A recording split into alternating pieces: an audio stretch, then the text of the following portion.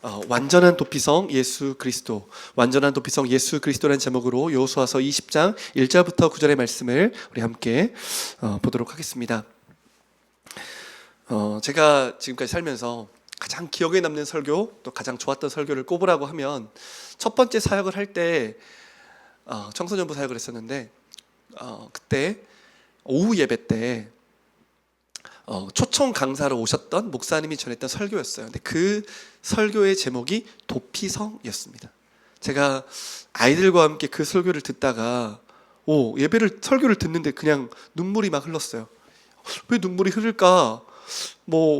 잘 몰랐어요. 도피성이 그때 사실 뭔지도 잘 몰랐거든요. 도피성을 제가 자세히 본 적도 없고, 근데 이 도피성 말씀을 듣는데 그냥 눈물이 났고, 하나님의 은혜가 정말 크구나 그러면서 너무 감격하면서 제가 설교를 들었었어요. 그래서 평생 기억에 남는 설교, 그 이름도 목사님도 모르는 어떤 한 목사님의 도피성 설교였습니다. 그래서 제가 항상 설교를 준비하면서는 어떤 설교를 나는 하고 싶을까라는 생각을 하면 예수님 이야기 잘하고 싶다, 복음을 잘 전하고 싶다, 복음을 정말 잘 전하는 목사가 되고 싶다, 그런 생각을 하게 되거든요. 이번 주에도 사실 설교하고 싶은 본문이 한 3본문 정도 됐는데 어제 밤까지만 해도 다른 본문을 정해서 설교를 준비하고 있었는데 갑자기 이 본문이 다시 한번 마음에 꽂혀서 이 본문을 설교하게 되었습니다.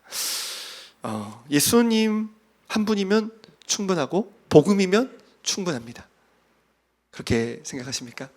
예수님 한 분이면 충분하고 복음이면 충분하고 복음으로 충만하면 세상이 두려울 것이 하나도 없을 것 같아요. 예수님으로 충만하면 그냥 게임이 끝인 것 같아요. 그래서 우리가 다른 어떤 것, 물론 그 예수 그리스도의 복음이 꼭 그 복음, 우리가 단편적으로 생각하는 구원에 관한 그 복음만이 아니라 그 복음은 포괄적으로 모든 걸 포함하지만 복음으로만 충만해도 우리 주님을 사랑하게 되고 우리 주님께 우리 인생을 다 드리게 되는 것 같아요. 그래서 다시 한번 우리가 이 말씀을 통해 복음으로 충만했으면 좋겠고, 제가 그냥 사람의 말로 지혜로 말씀을 전하는 것이 아니고 하나님의 말씀으로 예수 그리스도를 온전히 드러낼 수 있도록 하나님께서 은혜 주시기를 원합니다. 도피성은 뭐냐면 말 그대로 도피하는 것이죠.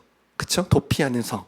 그래서 히브리어로 이르 미클라트라고 해요. 이르 미클라트. 그래서 이 뜻은 피난처의 성, 안식처의 성, 받아들이는 성읍, 이렇게 돼 있어요. 어떤 사람들이 이 성읍에 오게 되냐면 고의로 살인한 사람들이 아니라 우발적으로 실수로 살인을 저질렀을 때 이 성읍에 피하게 되면 보호를 받을 수 있게 됩니다. 그 당시에 우리가 이제 고대 이스라엘의 문화를 우리가 이해할 필요가 있겠어요. 그 당시에는 부족 중심이죠. 가족 중심이고, 그렇죠? 그래서 그 당시에는 치안이 이렇게 좋았던 게 아니기 때문에 서로가 서로를 지켜줘야 돼요. 가족이 가족을 지켜줘야 되고, 가문이 서로를 지켜야 되고, 부족이 서로를 지켜줘야 됐어요. 그래서 우리 가문 중에 어떤 사람, 우리 가족 중에 어떤 사람이 죽임을 당하게 되면 어떻게 될까요? 복수를 해야 돼요.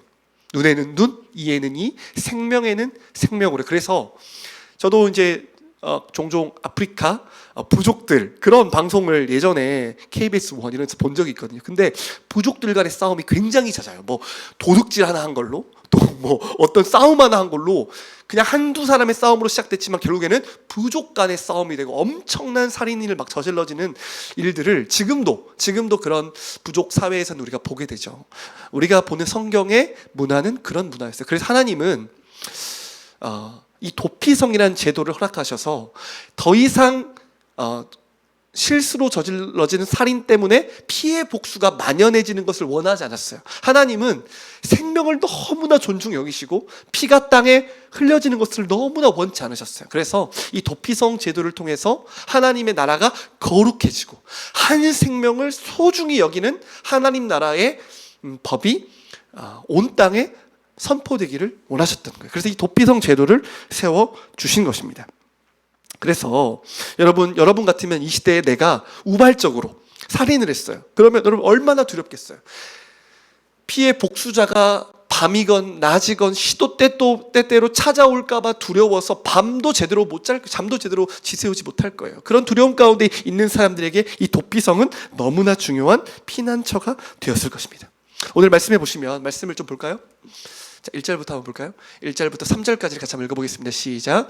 여호와께서 여호수아에게 말씀하여 이르시되 이스라엘 자손에게 말하여 이르기를 내가 모세를 통하여 너희에게 말한 도피성들을 너희를 위해 정하여 부지 중에 실수로 사람을 죽인 자를 그리로 도망하게 하라. 이는 너희를 위해 피해 보복자를 피할 곳이니라. 그렇죠? 바로 제가 1절부터 3절까지 말씀을 방금 정리했습니다. 그러면 이 도피성에 피해서 어떻게 보호를 받는지 절차가 설명되어 있습니다. 4절부터 6절이에요. 우리 4절부터 6절을 같이 한번 읽겠습니다. 시작.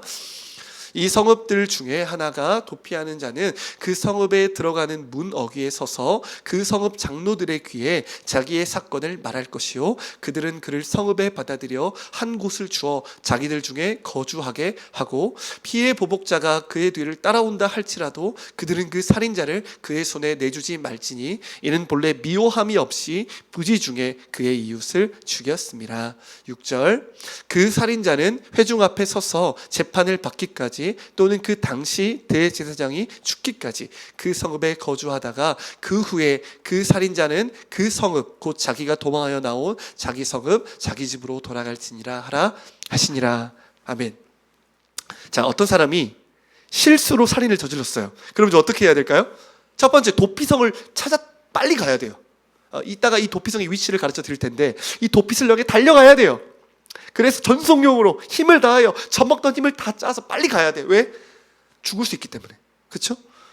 그래서 어떻게 해야 돼요? 가자마자 4절에 있는 것처럼 성문 어귀에 서서 그 성문에는 레위 지파들, 하나님의 말씀을 가르치고 하나님의 재판을 하는 레위 지파들과 제사장들이 있었던 곳이에요. 그래서 그곳에 가서 자초지종을 설명해야 돼요. 내가 이러이러한 일로 인해서 지금 도피성에 왔습니다. 그래서 재판을 벌여요. 재판을 벌이는데 당신이 저지른 이 살인이 우발적 살인인지 고의의 살인인지를 철저하게 온 레위인이 함께 재판에 참여한다고 되어 있어요. 그래서 예를 들면 내가 도끼질을 하는데 도끼가 날아가서 어떤 사람을 죽여버린 거예요. 제가 어렸을 때 아찔한 사건들이 생각해보면 있어요. 제가 이제 15층 꼭대기에 살았거든요. 15층 1호에. 근데 이제 주로 혼자 있는 시간이 많았어요. 심심하니까 풍선을 물에 넣어가지고 15층에서 던졌어요. 그것도 사람들 앞에서. 제가 지난 새벽에 새벽 설교 하다가 아찔한 거예요. 와, 내가 사람을 죽일 뻔한 일이 많았구나. 그렇죠? 제가 만약에 뭐 사실 그 풍선을 던진다는 건 사람을 맞출 계획이 없어도 그냥 잘못 날아가다가 사람이 갑자기 나타나면 맞는 거잖아요. 그럼 내가 사람을 많이 죽였을 수도 있겠다. 아찔한 거예요.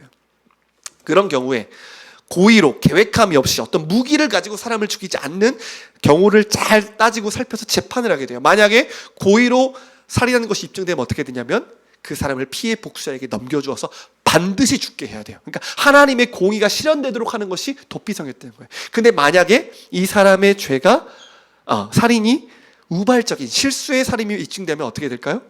그를 보호해 주어요.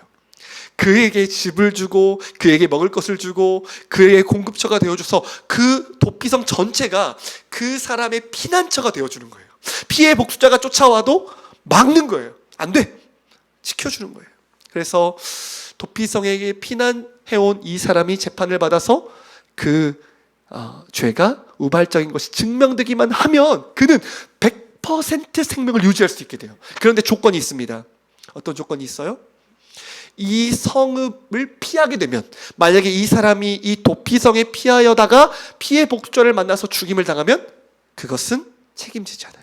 그래서 이 사람은 도피성에 반드시 피신해져 있어야 돼요. 그런데 자유를 얻을 수 있는 유일한 딱 하나의 방법이 있습니다. 6절이에요. 우리 6절 한 번만 더 읽어보겠습니다. 시작. 그 살인자는 회중 앞에 서서 재판을 받기까지 또는 그 당시 대제사장이 죽기까지 그 성읍에 거주하다가 그 후에 그 살인자는 그 성읍 곧 자기가 도망하여 나온 자기 성읍 자기 집으로 돌아갈지니라 하라 하시니라. 아멘. 아무리 실수를 해서 살인했다 쳐더라도 살인은 살인이에요. 생명을 빼앗는 것은 생명으로만 진정한 자유를 얻게 돼요. 그런데 하나님은 어떠한 제도를 마련하셨어요? 당대의 대제사장이 죽으면, 그렇죠? 내가 도피성에 갔는데 당대의 대제사장이 1년 후에 죽었어요. 그럼 그 사람 어떻게 돼요? 1년 후에 완전한 자유의 몸을 입게 돼요. 그 후에 어떤 사람이 피해 목수자가 그 사람을 죽이면 그 모든 책임은 그 사람에게 가는 거예요. 하나님은 그 사람에게 완전한 자유와 용서를 허락하신다는 거예요.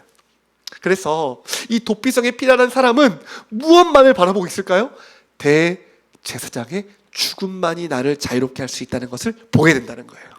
이게 도피성의 원리였습니다. 마지막으로 도피성이 누가 어떻게 갈 수 있는지를 우리 같이 한번 7절부터 9절까지를 우리 같이 한번 읽도록 하겠습니다. 같이 읽을게요. 시작.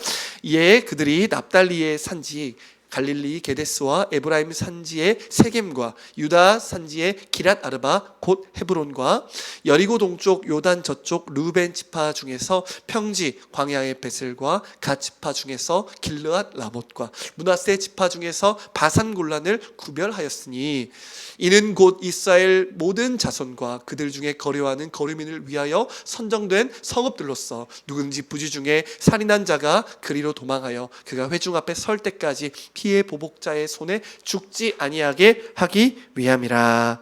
아멘. 자, 도피성은 살인을 저지른 사람이라면 누구든지 와야 돼요. 그렇죠?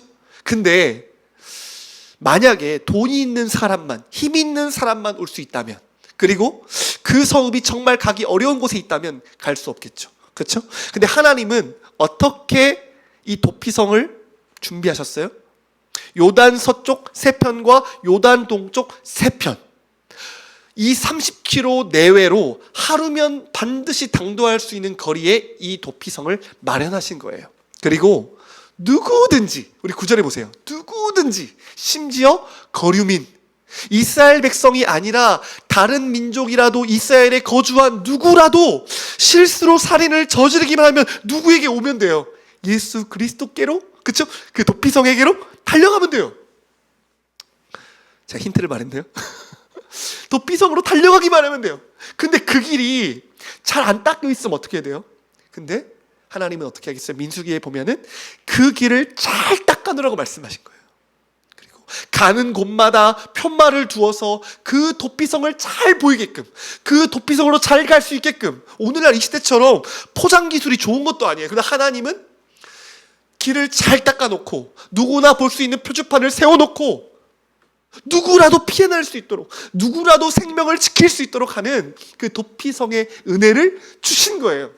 도피성은 이스라엘의 땅이 어떤 땅인지를 보여줘요. 하나님은 이스라엘 땅이 그냥 부동산, 땅 주는, 그냥 이스라엘의 많은 땅을 주는 하나님이 아니라 거룩한 하나님의 나라를 만들고 싶으셨던 거예요. 도피성은 뭘 보여줘요? 하나님의 나라는 거룩한 나라예요.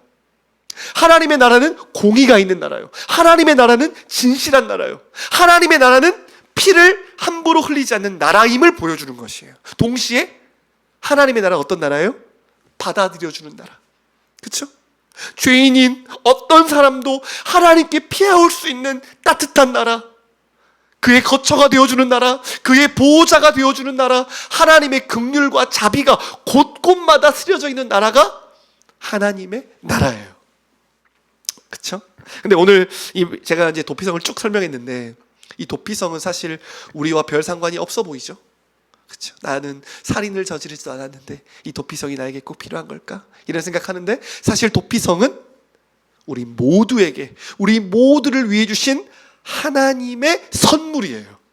이 도피성, 오늘 말씀의 제목처럼 이 도피성은 누구를 예표하고 있어요? 예수 그리스도. 이 도피성이 궁극적으로 바라보고 있는 완전한 실체가 뭐냐? 예수 그리스도예요. 구약의 도피성은 불완전해요. 어떤 면에 불완전해요? 우발적 살인을 저지른 사람만 도피성을 피할 수 있죠. 그렇죠? 그리고 대제사장이 죽음만이 자유를 얻게 돼요. 그래서 구약의 도피성은 한계가 있어요. 그러나 예수 그리스도, 그분 진정한 도피성 되시는 예수 그리스도께 나아가면 완전한 보호와 완전한 자유와 완전한 은혜를 공급하게 돼요. 그래서 저와 여러분은 예수 그리스도 그분께 피해야 돼요. 교회에 나왔다는 건 무슨 말이냐면 도피성이신 예수 그리스도께 피난해 온 사람들이에요. 그분 안에 있는 사람들. 왜 그 예수 그리스도께서 완전한 도피성이 되셨는지 우리 같이 보도록 하겠습니다. 먼저 첫 번째 기억해야 될 게 뭐냐면, 도피성은 우리를 위하여 도피성을 제정하신 하나님, 그 복음이신 하나님을 보여줘요. 아까 이 도피성을 만든 분 누구예요? 사람이 아니에요. 복음은, 예수 그리스도는 사람이 만들거나 사람의 지혜로 된 것이 아니에요. 하나님의 지혜로, 하나님의 능력으로, 하나님의 놀라우신 사랑으로 빚어진 거예요. 그렇죠? 그렇게 할 필요가 없어요. 그런데 하나님은 죄인들을 위하여, 실수로 살인을 저지른 사람들을 위하여, 하나님께 나올 수 없어 피해 복수자들이 날마다 두려움을 갖는 사람들을 구하시려고 도피성을 마련하셨어요. 마찬가지예요. 예수 그리스도를 이 땅에 보내주신 분 누구예요? 하나님이에요. 우리가 원하는 것도 아니에요. 우리가 고안해낼 수도 없어요. 사람의 지혜로 할 수도 없어요. 그러나 하나님은 죄인 중에 괴수인 우리의 인생들을 위해서 하나밖에 없는 자기 아들을 이 땅에 보내주셔서 모든 사람이 피할 수 있는 도피성을 허락하신 거예요. 은혜예요. 하나님 아버지의 무한하신 사랑이에요. 설명할 수가 없어요. 그분의 은혜는. 그래서 우리가 이 도피성을 보면서 뭘 기억해야 될까요? 아, 하나님의 은혜구나. 하나님의 지혜구나. 하나님의 능력이구나. 내가 도피하기 전에 하나님이 그곳을 마련해 주셨기 때문에 이런 은혜가 우리한테 올 수 있었구나. 제가 구원받았던 그 시간들을 되돌아보잖아요. 내가 주님을 믿는 것보다 그 훨씬 이전부터 하나님은 제 마음에 이미 일하셨어요. 그리고 내가 주님께로 가면 나를 받아주시겠다는 복음을 이미도 들려주셨어요. 하나님이. 우리가 어떠한 믿음, 어떠한 하나님께 드려지는 무엇보다도 가장 먼저는 하나님의 말할 수 없는 자비와 긍휼이 있었던 거예요. 우리 인생 가운데. 그 긍휼과 은혜가 있었기 때문에, 복음이 있었기 때문에, 도피성이 있기 때문에, 예수 그리스도께서 이 땅에 오셨기 때문에 우리가 예수님을 믿을 수 있는 것이죠. 그래서 은혜인 거예요. 근데 이 예수 그리스도의 완전한 도피성 되신 예수 그리스도는 어떤 의미에서 완전한가? 모든 죄인을 구원하는 완전한 도피성이었다는 거예요. 아까 구약의 도피성은 어떤 사람만이 구원받을 수 있었습니까? 부지 중에 살인한 사람만 올 수 있었어요. 그런데 예수 그리스도께서 이 땅에 오신 이유가 뭐예요? 우리 말씀 한번 읽어볼까요? 마가복음 2장 17절 말씀이에요. 마가복음 2장 17절 우리 같이 한번 읽겠습니다. 시작. 예수께서 들으시고 그들에게 이르시되 건강한 자에게는 의사가 쓸데없고 병든 자에게라야 쓸데있느니라. 나는 의인을 부르러 온 것이 아니요 죄인을 부르러 왔노라 하시니라. 아멘. 마태복음 1장 21절도 우리 같이 한번 읽겠습니다. 시작.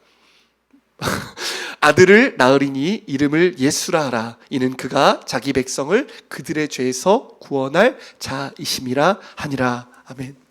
예수님 이 땅에 왜 오셨어요? 잘하고 있는 사람을 더 잘하게 해주시려고 온 거예요? 살인한 사람을 건져주시기 온 거예요? 아니에요. 의인을 구하러 온 것이 아니라 죄인을 구하러 왔다. 자기 백성을 저들의 죄에서 구원할 뿐, 이게 예수님의 이름이에요. 그래서 예수님이 당시 오셨을 때 어떤 사람들이 구원받았어요? 나는 죄인입니다 라고 하는 사람이 온 거예요. 나는 병자입니다. 나는 예수님이 없으면 도무지 살 수 없다고 하는 사람들이 구원받은 거예요. 그 당시에 많은 사람들이 예수께 나왔어요. 그런데 진정한 구원과 예수의 생명과 그분의 치료를 받은 사람들 누구예요? 뭐 좀 얻어보려고, 칭찬받으려고, 어떤 답을 얻으려고 오는 사람들은 예수 그리스도의 진정한 구원의 은혜를 얻지 못했어요. 왜요? 그들은 번지수를 잘못 찾아온 거예요. 예수님이 이 땅에 왜 오셨어요? 죄인을 위해서 온 거예요. 마태복음 5장에 어떤 사람을 말하고 있냐면 천국에 대한 얘기죠. 마태복음 5장부터는. 근데 천국에 대한 이야기를 하면서 팔복을 얘기하면 첫 번째 복, 어떤 복이에요? 심령이 가난한 자는 복이 있나니 천국이 저희들의 것임이니라. 마음이 가난한 거예요. 여러분 가난해 보셨나요? 저는 진짜 가난해 봤어요. 쌀이 없어서 밥을 못 먹을 만큼 가난해 본 적도 있어요. 그렇게 가난하면 어떻게 될까요? 간절해져요. 절박해져요. 어떻게 해서든 살아야 되니까. 예수님은 그 절박한 마음을 가지고 주님께 나아오는 자들을 구원하러 오신 거예요. 여러분이 배가 불러요. 뭐 애슐리 퀸즈 쿠쿠 뷔페 갔다 와요. 뭘 갖다 준들. 아무리 맛있는 디저트 줘도 원하겠나요? 원하지 않아요. 그런데 마음이 가난한 사람, 예수 그리스도 그분이 필요한 사람, 죄 때문에 내가 망했구나, 죄로 인해서 내가 심판받을 수밖에 없구나, 나는 병자구나, 나는 끝났구나, 그거를 고백하는 사람은 마음이 가난해져서 예수 그리스도를 향해 온다는 거예요. 그런데 우리 인생의 비참함이 뭐냐면, 사람은 자기 죄를 알지 못해요. 내가 얼마나 죄인인지를 알지 못해요. 내가 얼마나 아프다는 사실을 몰라요. 그게 인류의 비극이에요. 저도 제가 진짜 괜찮은 사람인 줄 알았어요. 지금에 와서 제가 제 자신을 돌아보잖아요. 제 인생은 쓰레기예요. 제 이름이 평화죠? 제가 사람들한테 얼마 전에도 제가 어떤 불신자 사람들과 약간 교제를 하다가 내가 과거에 별명이 평화와 전쟁이었다고 말하니까 다 무섭다고 저한테 막 이런 얘기를 하더라고요. 제가 과거를 돌아보니까 내 인생이 평화와 전쟁이었어요. 하나도 지금 와서 보니까 정말 하나도 값지지 않는 삶을 살았구나.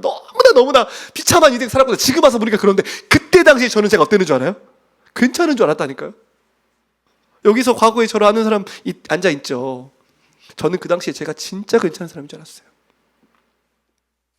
그런데 제가 중국에서 하나님을 만났을 때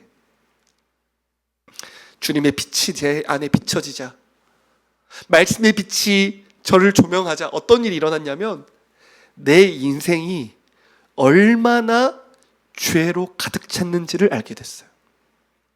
그쵸? 우리가 불을 꺼놓으면 아무것도 안 보이잖아요. 뭐 보이나요? 불 꺼놓으면? 근데 불을 켜면 어떻게 돼요? 실체가 드러나죠. 그렇죠? 우리 자신을 비출 수 있는 빛은 우리한테 없어요. 성경에 보면, 로마서 1장에 보면 어두워져 있다고 돼 있어요. 우리 총명이 어두워졌다. 무슨 말이냐면 영적으로 우리 자신을 바르게 볼 수 있는 빛이 사라졌다는 거예요. 복음의 빛과 말씀의 빛이 비춰서 성령이 우리에게 빛을 비춰주셔서 내가 얼마나 죄인인지를 보게 해주셔야 돼요. 성경에 예수님께 나오는 사람들은 어떤 사람들이었어요? 거의 다 죽을 병으로 걸린 사람들이에요. 나병 환자, 뭐 어떤 사람, 문득병자, 간질하는 사람, 열병에 걸린 사람, 문득병에 걸린 사람, 다리를 저는 사람, 앞이 안 보이는 사람, 당시의 의술로는 고칠 수가 없는 완전히 위기 가운데 있는 인생들이 온 거예요. 빛이 비쳤을 때 제가 깨달아진 게 뭐냐면, 나는 문득병자구나. 나는 감각이 없는 사람이구나. 나는 앞을 볼 수 없는 사람이구나. 하나님께서 제 인생을 파노라마처럼, 한 편의 영화처럼 제 인생을 말씀에 비춰주시는데, 와, 내가 죄밖에 저지른 게 없다는 것을 알게 된 거예요. 제가 청년부, 분당 우리 교회에서 청년부 활동할 때, 그때 이제 한 리더가 그런 말을 했어요. 나는 하나님께 죄밖에 드리는 게 없다고. 하나님을 만난 사람이 자기 인생을 돌아보며 그렇게 말했어요. 숨을 쉬며 살아온 모든 순간이 다 죄를 지며 살아온 거예요. 우리 인생을 돌아보니까. 제가 어저께 한 부부와 교제를 했습니다. 예수님을 믿지 않는 한 부부였어요. 얼마나 괜찮은 사람들이냐면, 술도 안 먹어, 담배도 안 펴, 게임도 안 해. 너무 경건해, 너무 착해, 너무 젠틀해, 너무 선해요. 얼마나 교제를 나누고 싶은 사람들인 줄 알아요? 그런데 그런 사람들이라 해도 죄인이에요. 예수 그리스도가 아니면 구원을 받을 수 없는 죄인이에요. 우리 로마서 말씀 같이 한번 보겠습니다. 로마서 3장 10절부터 12절 같이 읽겠습니다. 시작. 기록된 바 의인은 없나니 하나도 없으며 깨닫는 자도 없고 하나님을 찾는 자도 없고 다 치우쳐 함께 무익하게 되고 선을 행하는 자는 없나니 하나도 없도다.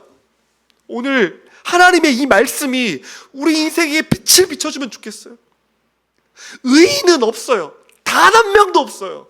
아무리 선량하고 아무리 착하고 아무리 도덕적인 사람도 죄인이에요. 왜요? 깨닫는 자가 없어요. 하나님을 인식하지 못해요. 만물의 주인이시고 만물의 목적이시고 만물의 모든 것의 완전한 이유이신 하나님을 몰라요. 그러니까 인생을 낭비해요. 하나님을 찾지도 않아요. 주님을 위해 살지도 않아요. 교만해요. 다 치우쳐서 무익하게 되고 선을 행하는 자는 없고 단 한 명도 없어요. 이 사실을 깨닫기만 하면 돼요. 도피성은 내가 우발적인 살인을 했다는 것만 알면, 도피성이 있다는 사실 두 가지만 알면 돼요. 제가 복음서를 쭉 읽으면서 제가 냈던 결론이 뭔지 아세요? 와, 내가 죄인인지를 알고 예수가 누구신지만 알면 그분께 안 나올 수가 없다는 걸 알게 됐어요. 그쵸? 예수 그리스도는 죄인인 우리, 영원히 멸망할 우리를 위하여서 피난처가 되어주신 우리의 도피성이시라는 거예요. 도피성. 로마서 6장 23절 말씀도 같이 한번 읽겠습니다. 시작. 죄의 삭은 사망이요 하나님의 은사는 그리스도 예수 우리 주 안에 있는 영생이니라. 아멘. 자, 죄의 삭은 뭐예요? 사망. 내가 죄를 지었어요.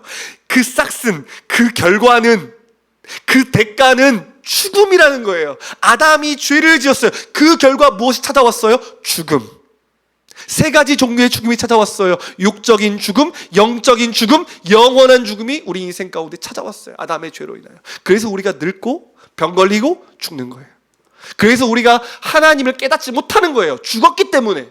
성경에서 말하는 인생은 이미 죽었어요. 소망이 없어요. 죽어버린 사람은 소망이 없어요. 어렸을 때 죽은 사람을 살려야 되는 어떤 상황이 있었어요. 이야기하자면 길겠죠? 어떤 죽은 사람을 살려야 되는 상황이 왔어요. 죽은 지 얼마 안 돼서 몸이 부들부들해. 살아있는 사람과 별 차이가 없어. 그쵸? 아무리 이름을 불러봐요. 아무리 마사지를 해봐요. 아무리 의술을 동원해서 과학적인 모든 걸 동원해봐요. 죽은 사람 살릴 수 있어요? 없어요. 성경이 말하는 건 뭐냐면 우리가 영적으로 죽어버렸다는 거예요. 가망이 없어요. 소망이 없어요. 시간이 지날수록 굳어져요. 그래서 인생은 죽음에 가까운 냄새들이 나요. 더러워요. 썩어져 있어요. 우리 인생이 죽음을 보여줘요. 우리 시체가 점점 죽음을 향해 가잖아요. 세상을 봐보세요. 온통 죽음의 더러움의 흔적이에요. 죄가 가득해. 가장 두려운 건 뭐예요? 영원한 죽음이에요. 그렇게 죽어버려서 태어날 때부터 죽어서 태어난 인생은 마지막 날 하나님의 심판대에 들어가요. 이 너무나 심플한 진리인데 이 진리를 세상 사람들은 몰라요. 그리스도인들도 알긴 알지만 진짜 심판을 생각하며 사는 사람들은 저는 많지 않을 거라고 생각해요. 그렇죠? 우리가 너무나 쉽게 잊어버리니까. 우리가 인생을 살아요. 근데 그 인생의 모든 시간과 모든 사건과 모든 마음까지 다 기록되어 있다는 거예요. 성경에. 하나님의 책에. 우리 말씀 한번 볼까요? 로마서 2장 16절 같이 한번 읽겠습니다. 시작. 곧 나의 복음에 이른 바와 같이 하나님이 예수 그리스도로 말미암아 사람들의 은밀한 것을 심판하시는 그날이라. 뭘 심판하신대요? 은밀한 것. 우리가 겉으로 드려지는 어떤 행위, 그 속에 감춰진 마음의 동기, 마음의 생각. 그렇죠? 사람들은 몰라. 여러분은 제 마음 지금 알 수 있어요? 모르죠. 저도 여러분의 마음을 몰라요. 무슨 생각하는지, 지금 말씀을 듣고 있으면 어떤 생각하는지 몰라요. 저는 알 턱이 없어요. 그런데 우리 하나님은 생명책에 뭘 기록해놨어요? 우리의 마음과 생각과 동기를 기록했다는 거예요. 그때가 되면 그것이 다 드러난다는 거예요. 마지막 때에. 그래서 사람들이 입을 감춘다는 거예요. 두려워서, 떨려서. 온 모든 것이 발가벗겨지게 되는 그날이 와요. 세상 사람들은 이때를 모르고 살아가요. 다 정산돼요. 여러분, 제가 알바를 한 적이 있어요. 주인은 모든 것을 정산해요. 그렇죠? 하나님이 우리 인생의 주인이에요. 우리 인생에 주신 이 땅의 삶이 마칠 때는 우리의 삶을 정산하는 거예요, 하나님은. 우리는 그 마지막에 영원한 죽음의 심판을 알기 때문에 뭐가 필요해요? 예수 그리스도가 필요해요. 저와 여러분에게 진짜 필요한 분이 누구예요? 예수 그리스도예요. 두 가지만 눈 뜨면 돼. 내가 얼마나 죄인인지를 알면 돼요. 주홍 같다고, 성경에 보면 주홍 같다 그러죠. 우리 죄가 주홍같이, 진홍같이 붉은 죄. 그렇죠? 바닷가에 있는 모래사장에 모래를 셀 수 없죠. 우리의 죄가 모래사장의 모래보다 더 많아요. 로마서 1장부터 3장은 진노론이라고 말을 해요. 진노론. 하나님의 진노. 우리의 죄에 대한 하나님의 진노가 얼마나 크신지 그 진노를 느끼기만 하면, 그 심판의 무게와 영원함을 느끼기만 하면 도피성에 피난하지 않을 수가 없는 거예요. 그런데 이 도피성인 예수 그리스도는 어때요? 어떠한 죄를 지은 사람이라 할지라도, 무슨 죄를 지은 사람이라 할지라도 그분께 나아오기만 하면, 도피성에 찾아온 사람 살인자를 너 살인자야 프레임 씌운 사람 아무도 없어요. 죄를 묻지도 따지지도 않아요. 재판에서 부지 중에 살해하는 것이 입증되면 따뜻한 옷을 입혀주고 집을 주고 모든 것을 공급해 주세요. 예수 그리스도, 그분의 완전한 도피성, 그분은 어떠세요? 아무리 많은 죄에 고의적으로 살인하고 미워하고 음란하고 추악하고 게으르고 하나님을 부인한 그 어떤 악한 자라도 그분께 나아가기만 하면, 그분의 옷을 부여잡기만 하면, 그분의 십자가와 부활을 믿기만 하면 100% 대속의 은혜를 받는다는 거예요. 날기새 아시죠? 날마다 기도로 새벽을 깨운다. 아무튼 김동호 목사님, 유튜브 하시는 목사님인데, 이 목사님이 도피성에 대한 말씀을 전하시면서 무슨 말이냐면, 나는 내 인생에서 가장 큰 은혜가 뭐라고 생각하냐? 대속의 은혜다 그랬어요. 시편 우리 32장 1절 말씀 같이 한번 읽어보겠습니다. 시작. 허물의 사함을 받고 자신의 죄가 가려진 자는 복이 있도다. 이게 다윗의 고백이에요. 허물이 가려지고 죄가 가려진 자는 복이 있어요. 하나님이 그것을 덮어주신 인생은 정말 아름다워요. 영원한 죽음과 죄책과 심판에서 가려진 인생보다 더 축복받은 인생이 뭐가 있어요? 예수께로 가면, 그분에게만 가면 주님은 우리를 고쳐주시고, 주님은 우리의 피난처가 되어주시고, 주님은 우리를 싸매주시고, 주님은 죄를 그냥 덮어주실 뿐 아니라 그 죄를 기억조차 하지 않으시는. 왜요? 완전한 십자가에서 죄의 값이 치러졌기 때문에.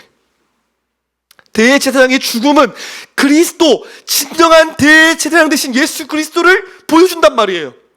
어떻게 그가 죄를 사함받아요? 죽음으로.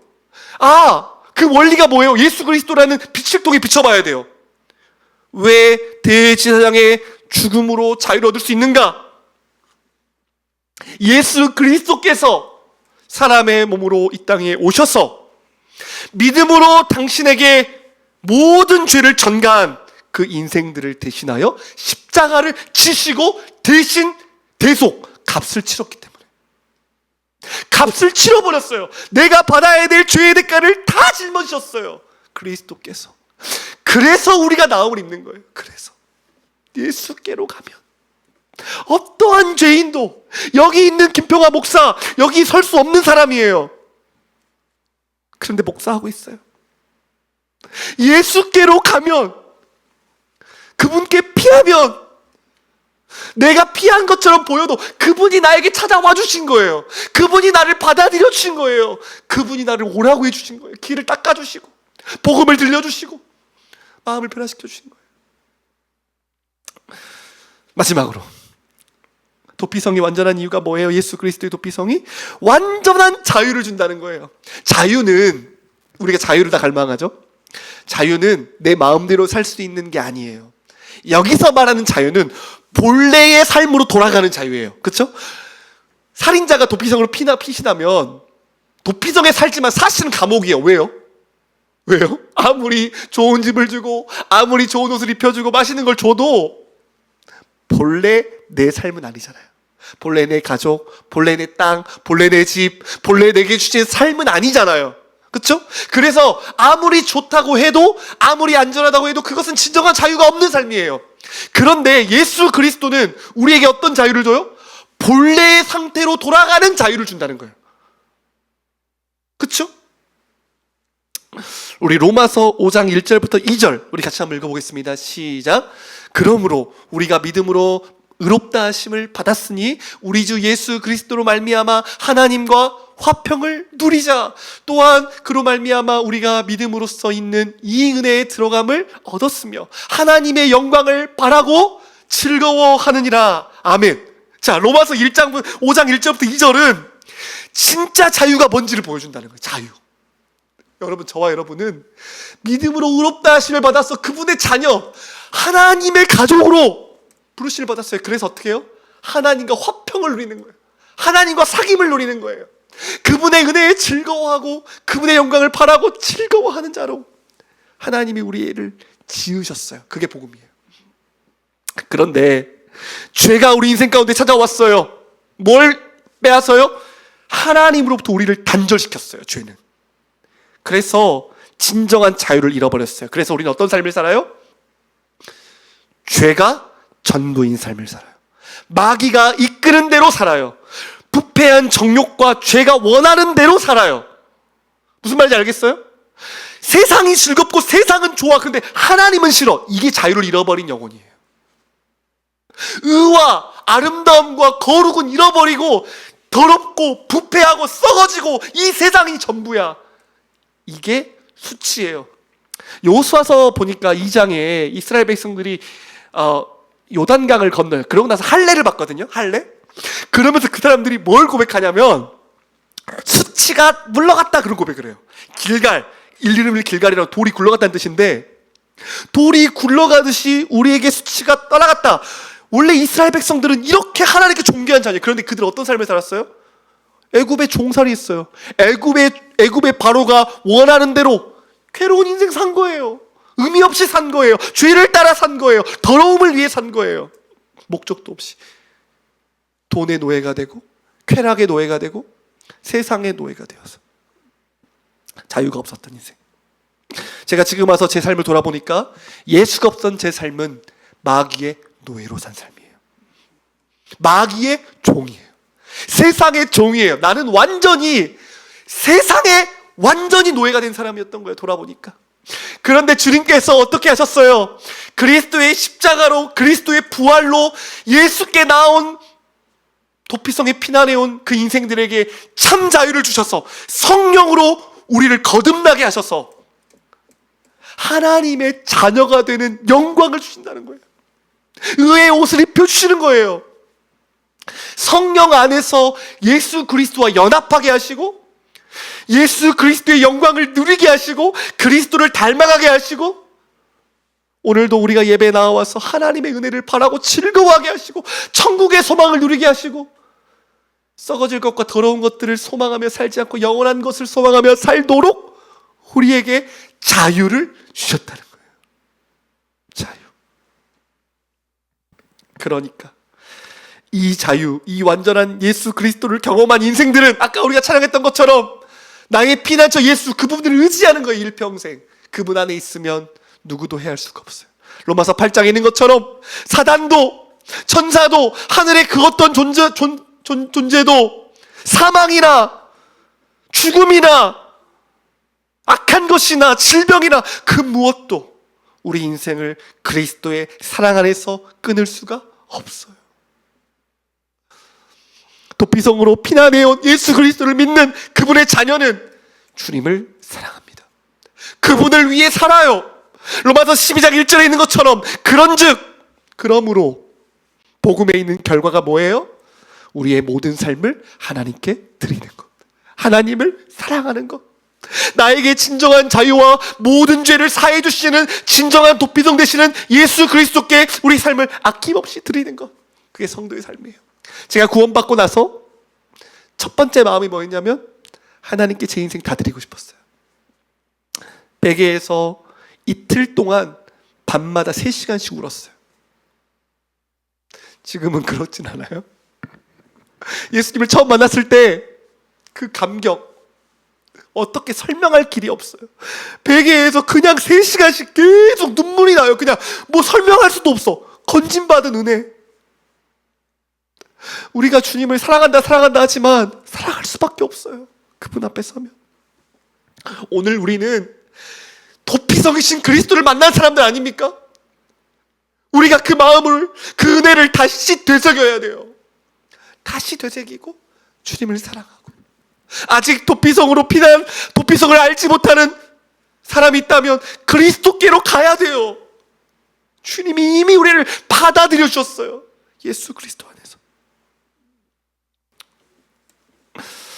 도피성의 6가지 이름을 하나씩 보면서 살펴보고 싶은데 너무 설교가 길어지면 안 될 것 같아서 그런데 PPT가 남았네요.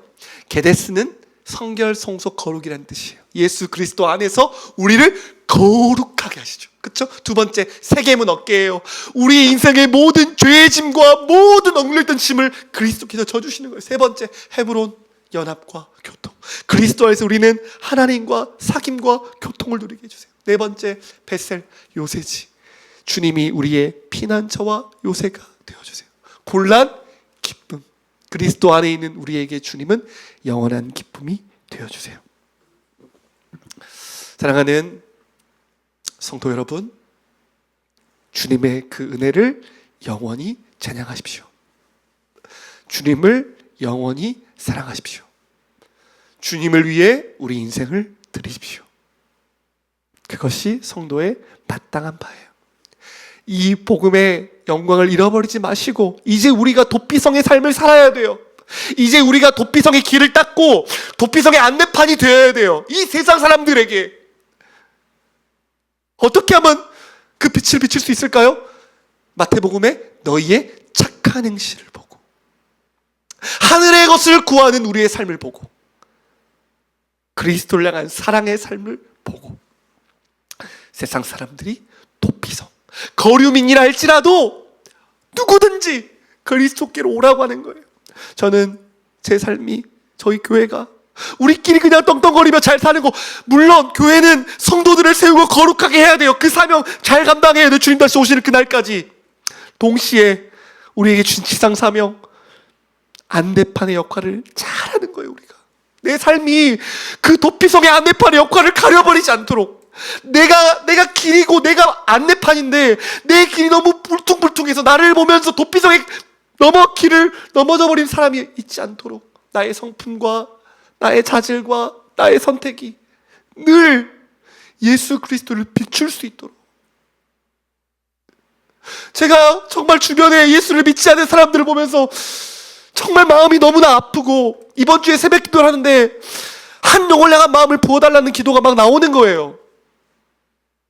그 마음이 있어야 될 것 같아요. 우리 모든 성도들에게 한 영혼을 향한 하나님 아버지의 마음.